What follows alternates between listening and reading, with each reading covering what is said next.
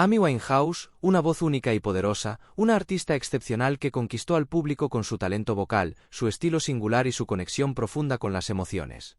Su muerte prematura a los 27 años conmocionó al mundo de la música y dejó un vacío irreparable en la escena musical.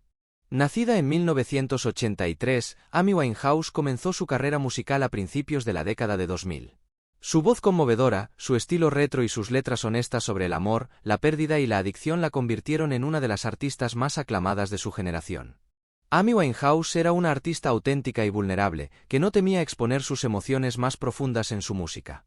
Su talento y su honestidad la convirtieron en una inspiración para muchos, pero también la llevaron por un camino autodestructivo. A pesar de su éxito y talento, Amy Winehouse luchó contra sus demonios personales. Su adicción a las drogas y su frágil salud mental la llevaron a una muerte prematura por intoxicación etílica en 2011. La muerte de Amy Winehouse fue una tragedia para el mundo de la música y para todos aquellos que la admiraban. Su legado musical sigue vivo, pero su historia también nos recuerda la importancia de la salud mental y la necesidad de dejar las drogas no son un camino a seguir. Buscar ayuda cuando la necesitamos es lo importante. Para más historias, todos los días en radiopista.cat y los jueves a las 8 de la tarde en Fes la teva feina.